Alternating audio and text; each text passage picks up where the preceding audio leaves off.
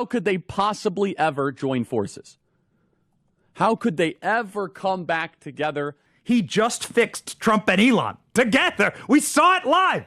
And there's always one guy with the bright idea, and I could just hear him say, I've got an idea, why don't we just kill him? That'll shut him up. That'll fix the problem. I think we found an answer to autism. How about that? Autism tomorrow. It is a rumor, and I don't know if it's so or not, that Cuba, they don't have Tylenol because they don't have the money for Tylenol, and they have virtually no autism. Won't they do? Won't they do? Hand up, head up. Won't they do? Hand up, head up. Won't they do?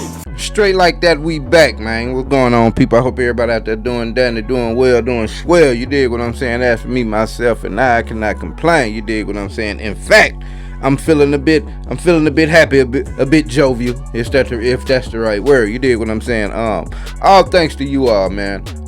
Over another 200 subscribers,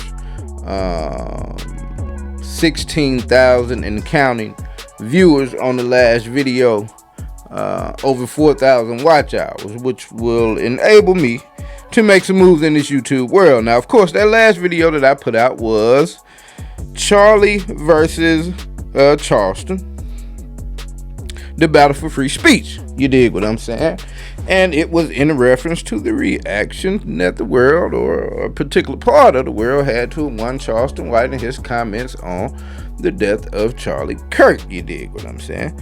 And we have fast forwarded at this point till we've had the you can call it a memorial, an event, a revival. People have put all type of words on this thing that went down. You dig what I'm saying? And so we're gonna clean this thing up, man. There's a lot of things floating around still about this whole event, but we're gonna just try to stick to what we can verify and not go down the rabbit hole of a lot of other things, because I thought that we had put to rest that Tyler Robinson had in fact fired a rifle from the roof of a building across the way, struck Mr. Kirk in the neck, and that's what went on. But apparently, we may be mistaken. A bunch of guys sitting around eating hummus thinking about, what do we do about this guy telling the truth about us? We must make him stop talking.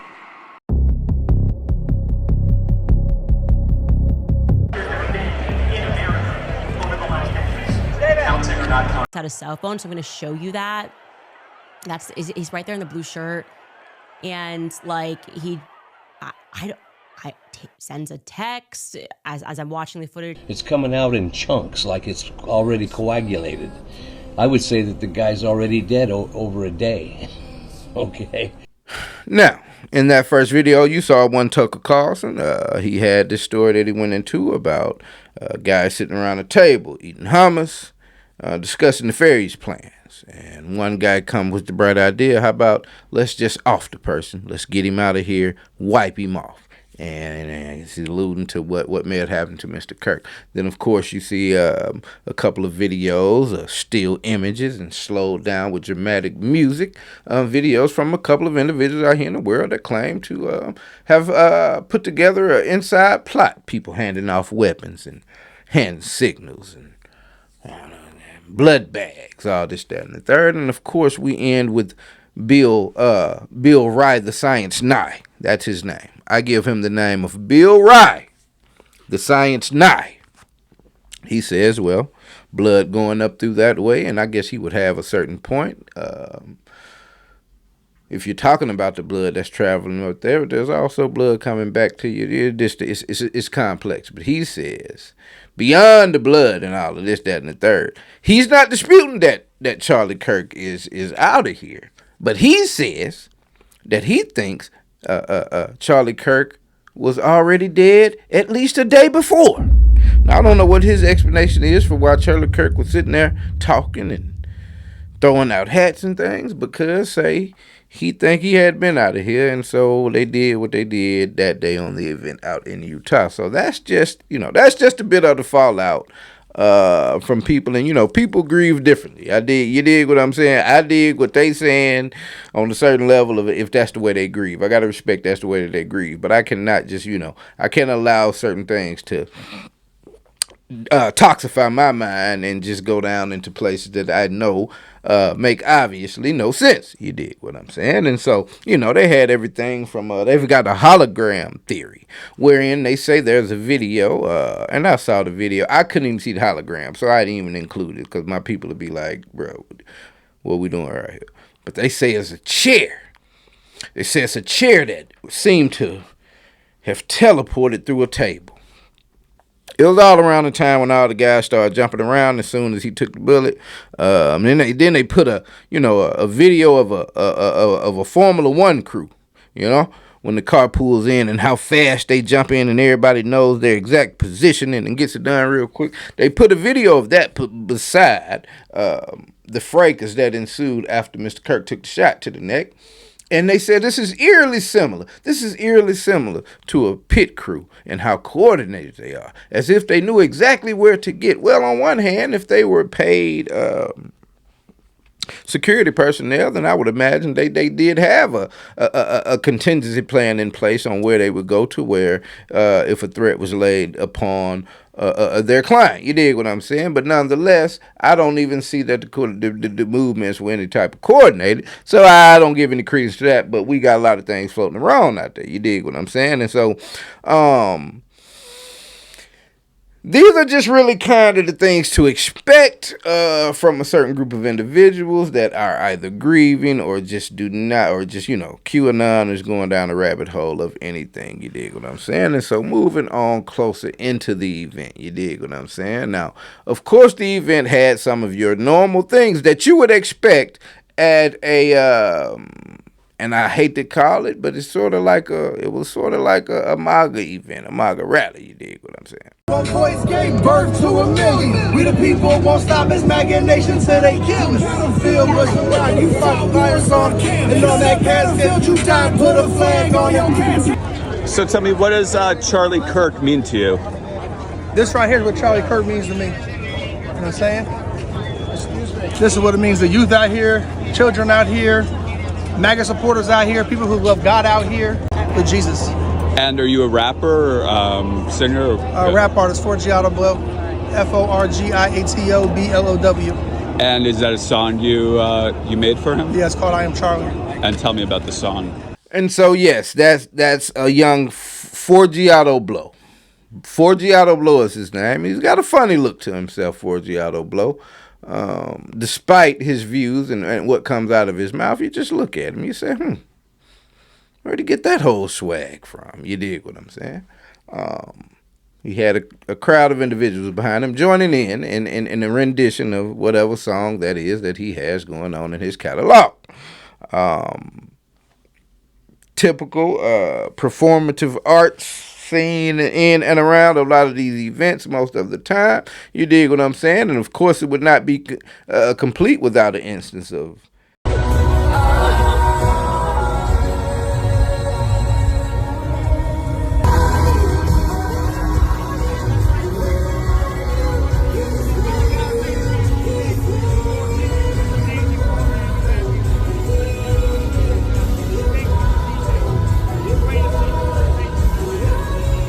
yeah, young Daniel. They make a stone fool out of young Daniel out here, bro. Whoever Daniel parents are, cause it's shameful. It's shameful to ask that they allow to become this man, bro. They use him for such a poster child of we love black people. You dig what I'm saying? Look at our little Daniel, FBI agent, CIA guy.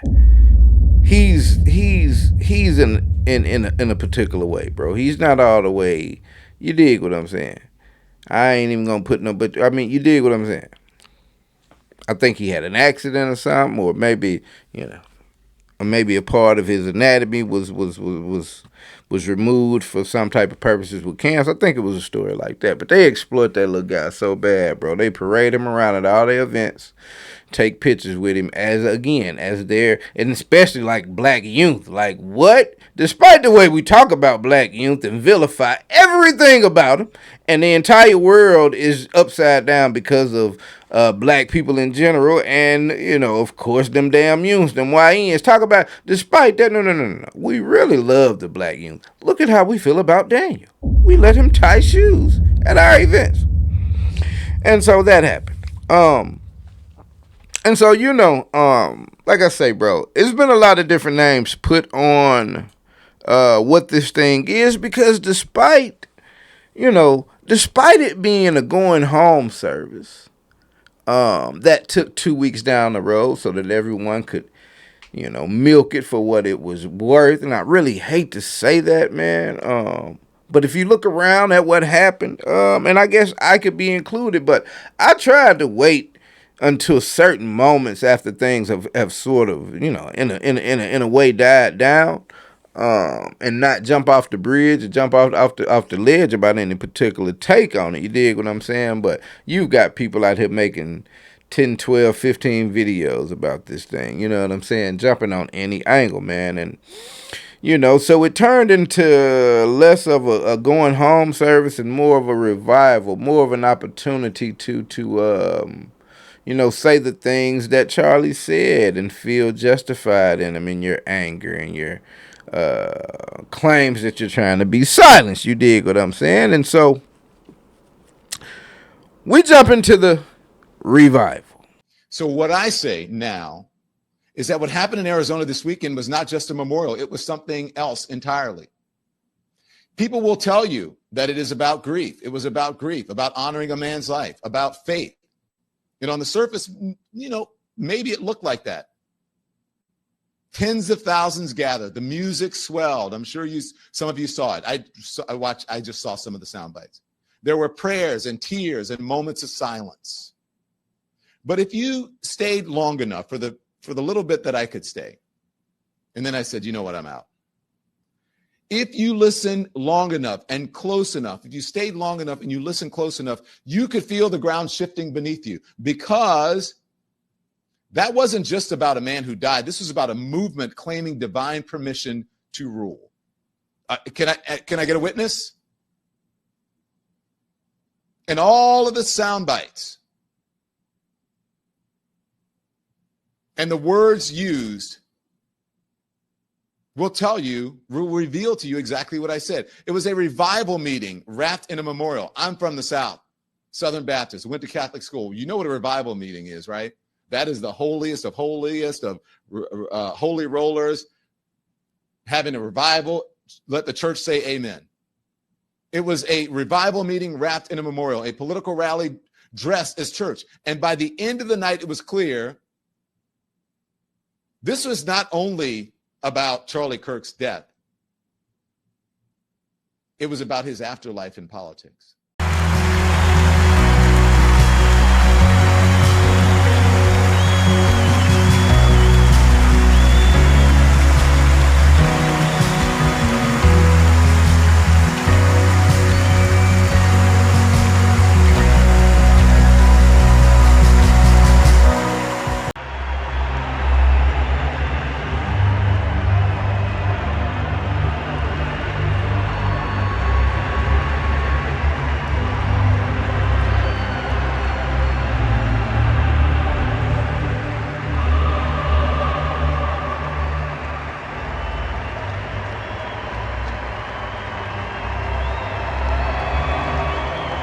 I ain't gonna hold you, bro. I thought it was mad weird, son. You dig what I mean?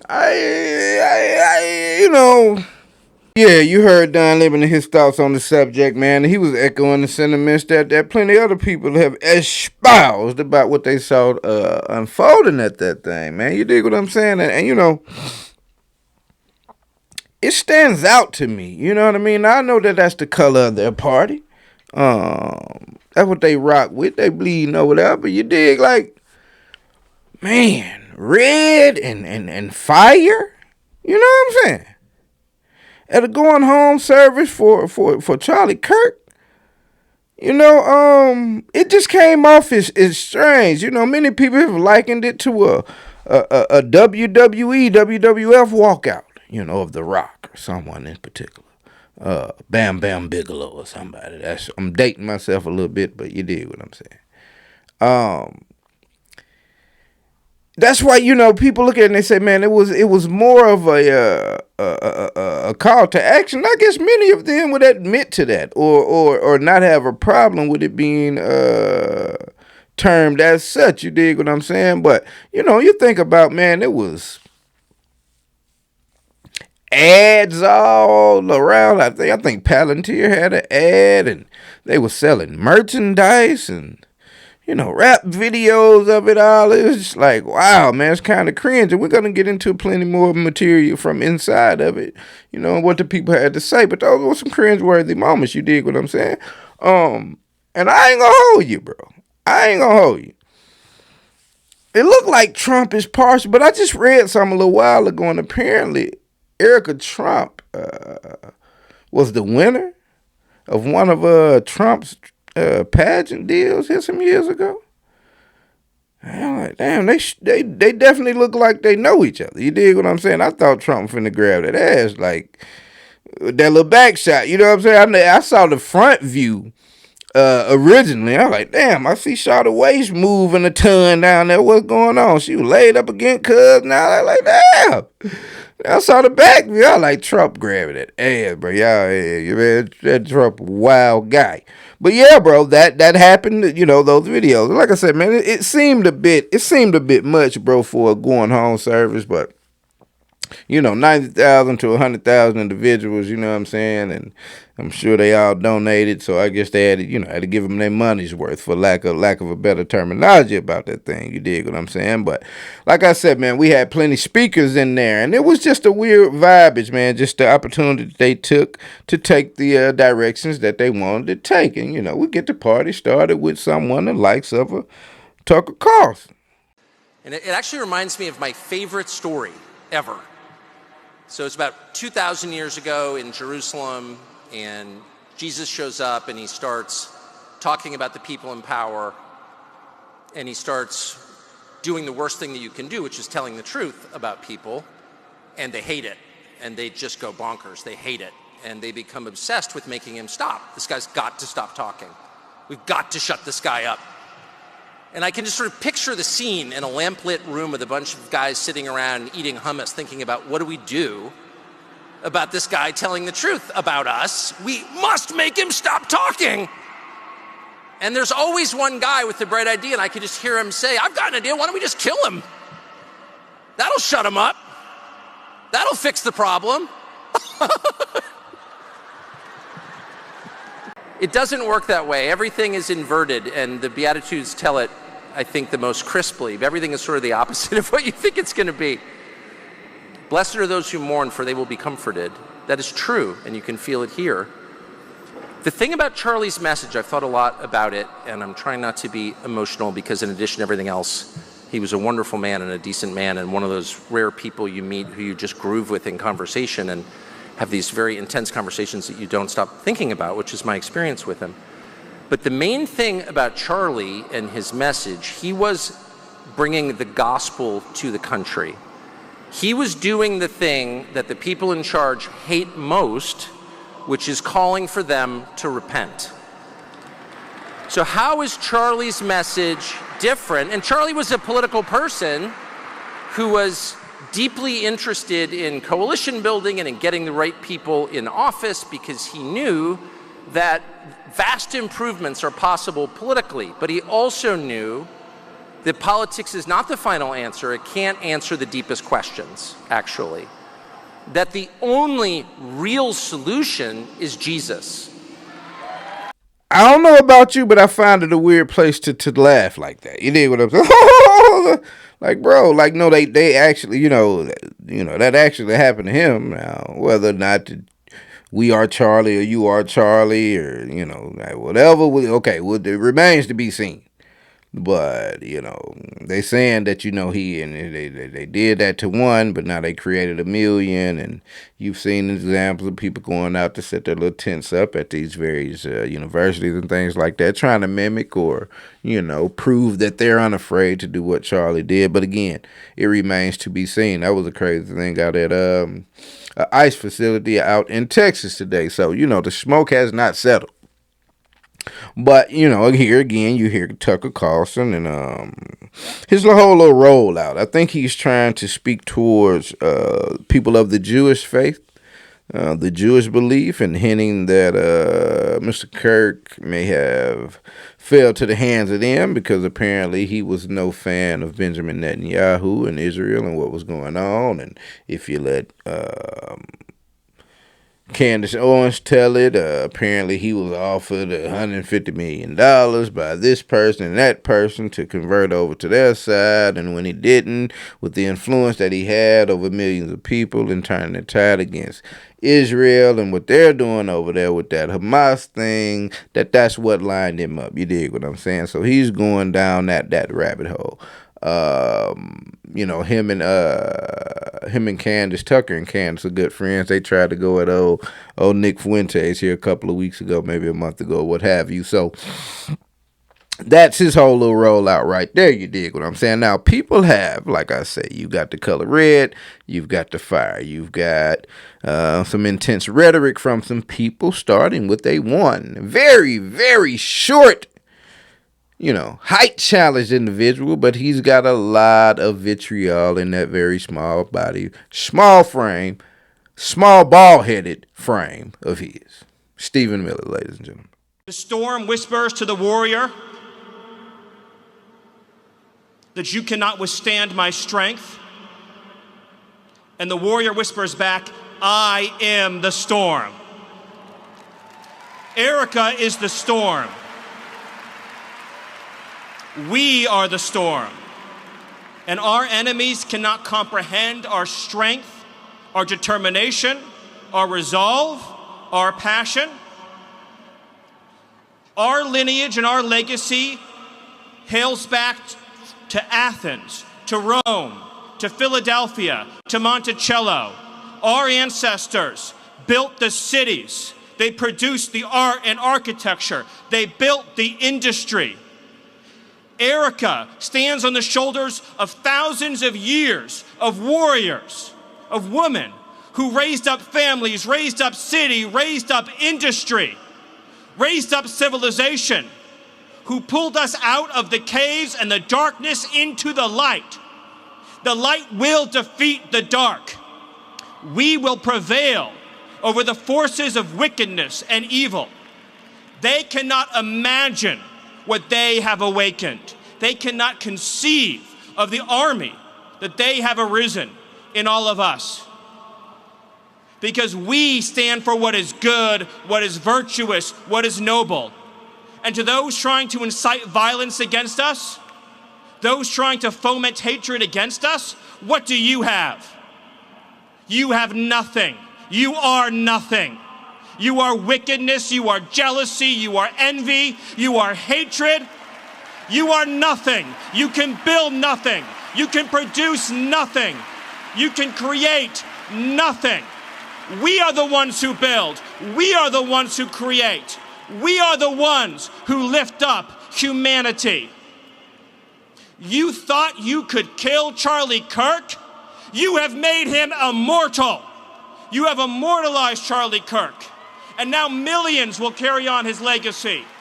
Yeah, that's Stephen Miller. And so more of the, this lore of where they come from in the spirit of Athens, we are 300. And let's go back to the old spirit. And they don't understand what an army they've awakened. And I hope that the army is bigger than Stephen Miller with a little more hair. Because, it's hot outside. You need a little covering up there. Maybe get him helmets or something. But, the diminutive Stephen Miller with the fiery speech at a fiery event. And, if you let this young man tell it here, he plagiarized from, what is it? What's Goebbels' first name? Don't matter. One of the old knee-high guys. Let's call him a knee-high guy. Knee-high. He was probably a short guy, too. That's a good reference. Let's call Goebbels a knee-high guy. And Stephen Miller, another knee-high guy, is quoting him and plagiarizing from his previous speeches. And so you do with that information what you will. When you say people are putting false narratives and inflammatory terminology on these things that people say or what they see coincidences and likenesses in the two. You dig what I'm saying? And so, you know, he was not the only one to have some incendiary remarks and vile rhetoric. You dig what I'm saying? It was followed up by the one Commander-in-Chief Donald J. Trump. The best for them. That's where I disagreed with Charlie. I hate my opponent. And I don't want the best for them. I'm sorry. I am sorry, Erica. But now Erica can talk to me and the whole group, and maybe they can convince me that that's not right, but I can't stand my opponent. Charlie's angry. Looking down, he's angry at me now. He wasn't interested in demonizing anyone. He was interested in persuading everyone to... Yeah, leave it to Trump. Trump just gonna turn everything on his head. Just gonna knock it in the head. He gonna knock the whole goddamn bucket over every time. Trump don't get on down about nothing. Now, we'll show you, but the one wife of Charlie Kirk, Erica Kirk, had just left the stage. And in fact, well, let's just go into that. My husband, Charlie, he wanted to save young men just like the one who took his life.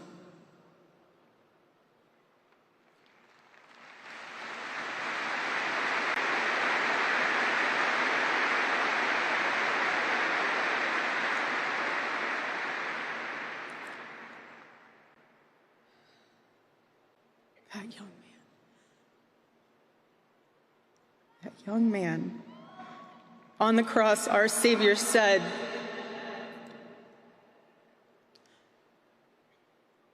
"Father, forgive them, for they not know what they do." That man, that young man, I forgive him.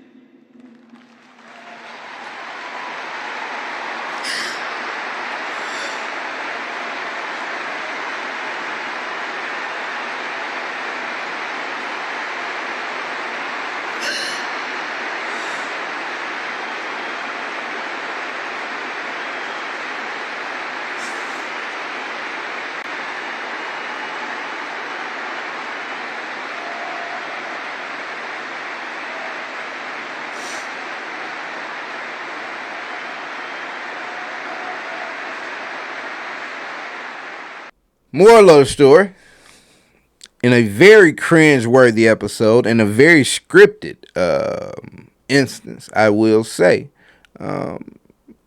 Erica Kirk says that that young man, I forgive him. You dig? She says she forgives the man that took her beloved husband, Charlie Kirk, away from this earth. It was a nervous applause. You heard people like, what? We here to burn some shit down? What are you talking about? You forgive who? But nevertheless, then leave it up to Trump. I'll come back here and turn. She came in there and turned the temperature down. I'm turning something all the way back up. I was to break the knob off when I turned up. Trump come back in there and say, I hate my ops. I don't care what Charlie Kirk, Erica Kirk, Captain Kirk, Jonathan Kirk. I don't care what none of them say. I hate my ops. And I guess, when your ops hate you and your ops want you out of here, I guess you ain't got no choice but to hate them. But off the backs of the wife, giving her remarks, like, why would you just come in there with a bulldozer like that, Trump? Trump he just ain't got no kind of even control. He ain't got no governor. Yeah, you get them little four-wheelers or something when you're young, little sprees or something, they going slow. You got to take the governor out there something, you know what I mean? Trump ain't got no governor. He the president with no governor. You dig what I'm saying? And so, it was a wild deal. When you watch the whole thing, man. But, I had a young woman, I ran across her video, and a part of her video, I think she almost had a Freudian slip, let the cat out the bag, you dig what I'm saying? And I said, those were my sentiments exactly about what I just heard from a woman, Miss Erica Kirk. His wife, Erica, when I watched her say that she forgave her husband's assassin after such a short time, like the first thing that came to my mind was like, I almost couldn't believe it, you know, not because it wasn't genuine, the opposite, in fact, like I could see how genuine it was, and that was exactly what made me so, like, speechless, because... And so my thoughts exactly, it did not seem genuine to me. It seemed scripted. It seemed like she had to gather and remember her lines before she did it. You dig what I'm saying? And so, like I said, young woman hit on some of my sentiments that I was thinking in my head. And you also heard her allude to this light and dark thing. Elon said that, you know, Charlie was killed by the dark because of his light. You heard Stephen Miller allude to the light and dark thing. And so it's a theme in what, in the way that they're dealing with exactly what happened. But, you know, this whole thing is tucked, you know, it's brought a lot of things out the woodworks, man. But when you look at the people that spoke and the people that didn't speak, you know, there's an interesting little tidbit to check out right there. You dig what I'm saying? And let's ask the 8-ball. 8-ball, do you think that the likes of a Brandon Tatum and Candace Owens, let's say even a David Harris Jr., do you think that the reason that they didn't speak at the event is because they were too emotionally distraught to do so, or because they were not invited, not welcome? 8-ball said, of course them niggas wasn't welcome. So it's interesting when you look at it, because they online going completely ham for this whole situation, but they were nowhere in sight. You dig what I'm saying? I'm sure some of them may have been dotted out in the crowd, but it was hard to see them amongst the sea. You dig what I'm saying? And so, you know, along with the disinviting of people and firing people, you know, Jimmy Kimmel out of, you know, these are free speech people. All right, the big news is that we officially have agreed on a new holiday. Yeah. What's it for? Remember that guy who went viral for spray painting the N-word on the side of a school bus? Yeah. Yep. Well, sadly, he passed away. What? Are you serious? Yeah, unfortunately. And so we all agreed that today would be a national day of remembrance for him. Hold on. How did I not know about this? How did I know? Sorry, real quick. Why are we memorializing someone who did a hate speech? How dare you? What is wrong with you? How can you suggest that everyone that doesn't agree with you should die? What? I didn't say that. This wasn't a violent man. This was a man who used his words. Exactly. Hold on a second. Specifically one word. Right. The N-word. He liked the N-word. That was his favorite word. And you think he should be dead because of that? No. This is the so-called tolerant left, everyone. Oh, and now we have to wait for her to take a phone call. You guys always act like you're the center of the world. I just got fired. And you know, it's a hell of a thing, man. I thought, you know, you can, then, you know, Pam Bondi came out saying that they gonna start to put people in Guantanamo Bay for saying cuss words. It's just wild, bro. I thought that you could say whatever you wanted to say out here. You dig what I'm saying? Apparently, it's such a wild girl math that they seem to employ over there on that side, man. But that's where we are. And so now that we've kind of progressed out of the events that took place on stage and in like the middle of the event, we'll turn our minds towards the wrapping up of this thing. And, you know, as the ending of this thing came in, oddly enough, the death of Charlie Kirk was kind of on the back burner. It just went into what this event was all about, and really just like a glaze fest for Elon Musk. Well, Charlie was someone who believed in dialogue, in open debate. He was a man of ideas. He spoke eloquently. He basically never even raised his voice. He was a man of peace. And now he's been murdered in cold blood. Did you know him personally? Yes, of course. We met many times. How was he like? I supported his organization. I supported Turning Point from quite early. Why was he killed? He was killed because his words made a difference. Because he was showing people the light. and he was killed by the dark. Thank you, sir. All the cabinet secretaries, got to see a lot. Elon Musk came by a couple times. And I just want to use Elon Musk as a example of the power of Charlie's legacy. Elon Musk and Donald Trump had a bit of a falling out. Maybe you've heard of it. And that sucked, especially for guys like Charlie, who were coalition builders. Charlie Kirk was thanked on stage by Donald Trump himself for bringing together RFK Jr. and Maha movement. Donald Trump says, Charlie created Maha. I don't think Charlie ever will get the credit that he deserves for doing that.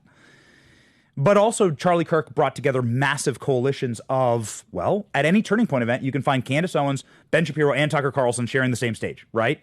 Maybe not together, but they're all there, right? To give an opportunity to project their worldview, right? Charlie was constantly doing that, constantly bridging gaps, constantly fusing together because he realized that if we don't hang together, we will surely hang separately, which is exactly what Elon Musk told me.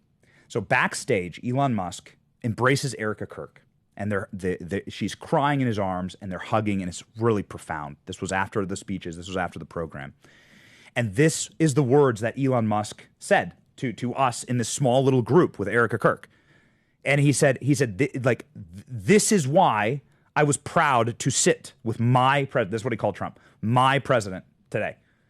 He accepted Trump's invitation to go up there, and the majority of the event, Elon Musk sent sitting there with Donald Trump, chewing it up. Everyone can see here's the photos of Elon embracing Erica, and then there are photos of Elon with Trump, and they seem to be having a great time. Dana White also there. What not only was the size and scope of this and the peacefulness of it a profound eulogy for Charlie and his memory, but the cornerstone of it all, to unite the world's most powerful, richest private civilian with the world's most powerful public figure, Donald Trump. Charlie said, in this chair right here, he hoped that it happened. There's a clip that went viral yesterday. Charlie saying, I pray that Elon Musk and Donald Trump reconcile. And they did so at Charlie's funeral in Charlie's memory. Mm-hmm. A profound and beautiful example of what Charlie constantly was doing for our movement. And he fused together the greatest schism that we've seen in the nascent Trump administration.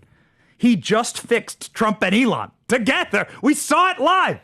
And it's like the power of Charlie crying out. I mean, after death, crying out, and like still the power of Charlie, like bringing together these tectonic forces that should not reconcile. These are two stubborn men. These are two men that don't need each other, honestly. But Elon Musk told me this. He hugs Erica Kirk. He looks to all of us and he goes, if we don't hang together, we will surely hang separately. So let us unite. I was proud to sit with my president tonight. That's what Elon told us. That's what Elon told us backstage. Wow. And so, again, just as a little behind-the-scenes vignette here, what you watched yesterday, what tens of millions, if not hundreds of millions of people saw yesterday, definitely hundreds of millions saw yesterday, was a beautiful encapsulation, eulogizing, and memorial to Charlie with his energy pulsing through every bit of it. In the dark, and that's Elon Musk. But then we progress into the supreme glazer, Benny effing Johnson. I don't know that you'll find a more punchable face individual in all of the universe, not just Earth, not just our solar system. In the entirety of the universe, I think Benny Johnson has the top punchable face. Benny says that, I've got access to all the state senators and state secretaries. I'm kind of a big deal, guys. You know what I mean? I'm back there. I'm hanging. I'm hanging with the people. I'm there. I'm in the building. I'm in the room. And while I was in the room, Elon floated down from heaven, a version of him at least, and said to me he was just extremely overjoyed and happy to sit with his president on such a great night. Because, him and the president and Trump had a falling out. Maybe you've heard of it. I don't know, maybe. Maybe you're not in the know like me, But it was Charlie's wish, it was Charlie's wish that they would one day reconcile. In fact, he predicted it. Now, it might seem as if this is irreconcilable between President Trump and Elon Musk. How could they possibly ever join forces? How could they ever come back together after all this back and forth? President Trump is talking about starting a new political party. Elon Musk is starting a new political party, and they're attacking, and it's just as nasty as you could imagine. And it seems as if that it's only going to increase. But President Trump has in front of us a rather dramatic and telling track record of being able to reconcile and work with people that were otherwise considered to be sworn enemies of MAGA, where we were in the nastiest of all circumstances. Elon Musk is a patriot. Do I think Elon Musk is misfiring on starting a new political party? Yes. That would do nothing but help the Democrats have permanent political control over the country. Let's just be honest. It would turn the country into a third world hellhole. It would be wide open borders. That is a bad idea. Do I think Elon Musk wants what's best for America? Yes, I really do. Him buying X and him buying Twitter will go down as one of the most consequential, important purchases. I said at the time, and I was mocked, the most important purchase since the Louisiana Purchase, and I was right. I only introduce that piece of evidence to show that I think Elon and Trump will reconcile. Elon Musk went on to tell me that if we do not, what did he say? Hang together, we'll hang separately. If we don't hang out at the mall, we can't buy Jordans. Some wild shit. That he was very proud of having heard from Elon Musk, if you let him tell it. And so I guess now the gang's all back together again, and everything peachy keen, and we going to Mars. I'm not really sure what the whole thing means. You dig what I'm saying? But if you were to take, well, it's even more glazed, right? So someone came in and analyzed what they said that these two individuals said to each other whilst sitting beside each other for that brief moment.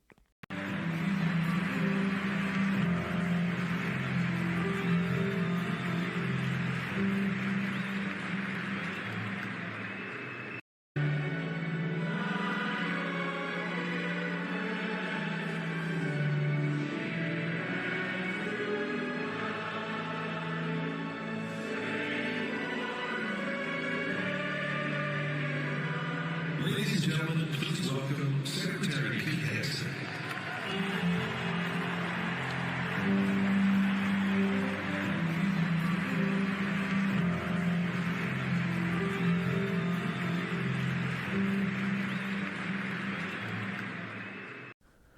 Yeah, utterly heinous material. Yeah, just I think he told them they was gonna come over and have tea and crumpets together. Some weird ass shit, man. Like I'm not even gonna go down into that whole rabbit hole. You dig what I'm saying? But when asked about the content of their relationship, the status of their friendship, Trump said, "Hey, hold your horses, bucko." You dig what I'm saying? You got to pay to play over this way. You and Elon back together. Is that true? Well, Elon came over and said hello. No, it's nothing to do with that. I thought it was nice. He came over, we had a little conversation. We had a very good relationship, but it was nice that he came over. Dana White was there, the great Dana White. And so, yeah, Donald Trump said, man, it's still some talking to be had. You know what I'm saying? Bro got out there talking crazy about me. He let everybody know I was in the Epstein file, so you can't just come back in my good graces straight out like that. You know what I'm saying? So, it's been a really wild layout to this thing, man. And there are so many conspiracy theories to be had. You watch these videos, you hear Candace Owens, you hear Tucker Carlson. I don't know that a lot of people are grasping onto these things, but they have to find a boogeyman, bro. It can never be that there's an individual that once identified with their belief systems having got to the point to where he recognized a danger within his party.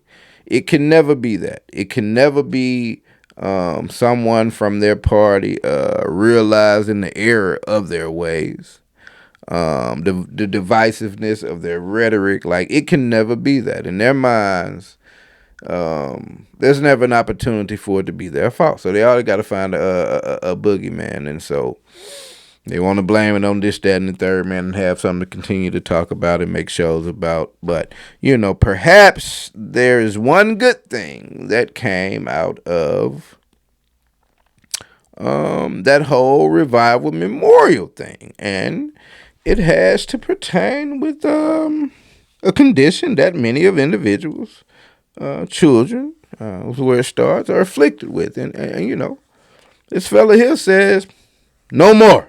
We got that under control. And tomorrow we're going to have one of the biggest announcements, really medically, I think, in the history of our country. We're going to be doing it with Bobby and Oz and all of the professionals. I think you're going to find it to be amazing. I think we found an answer to autism. How about that? Autism. Tomorrow we're going to be talking in the Oval Office in the White House about autism. The very next day, Don Trump, the science-ish guy. Trump. It's great. It's science, important. Effective immediately, the FDA will be notifying physicians that the use of let's see how we say that. Acetaminophen. Is that okay? So taking Tylenol is not good. Don't take Tylenol. There's no downside. Nothing bad can happen. It can only good happen. This is based on what I feel. It is a rumor, and I don't know if it's so or not, that Cuba, they don't have Tylenol because they don't have the money for Tylenol, and they have virtually no autism. If you can't tough it out, if you can't do it, that's what you're going to have to do. Trump. Bobby wants to be very careful with what he says, and he should, but I'm not so careful with what I say. Yes, and so the Charlie Kirk Memorial Going Home Services Revival / auto auction turned into an announcement from one Donald J. Trump that we have cured autism. We're going to announce tomorrow with the help of Robert Kennedy, who sounds as if he has all the diseases. I'm going to announce with him tomorrow, autism is no more.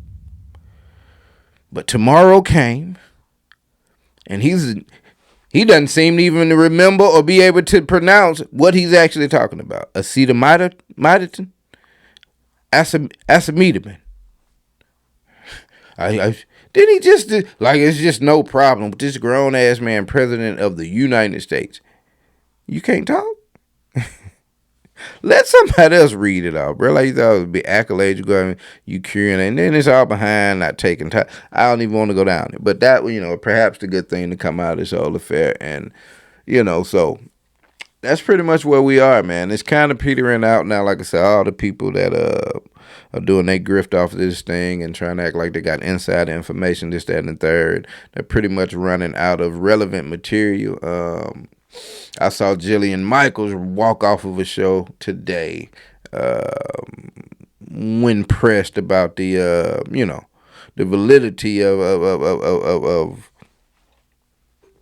the whole Israel connection and things like that, man. So, people are panicking now. I think the firings and the backlash from the way people reacted is pretty much settled out. But, as we go, man, who knows what I'll hear next as I get to scrolling social media. But that's pretty much where we are. He's been laid to rest, man. And so the news cycle is starting to move on. But I thought it was a good time to compile everything up to where we are and cover that event, man, because it was a wild one. They sent this man out of here on their accord. You dig what I'm saying? It's all an event for them. That's my takeaway from it. But we'll see how the world turns as we go, man. And until then, it's been straight like that. I'm out. Hey, good morning.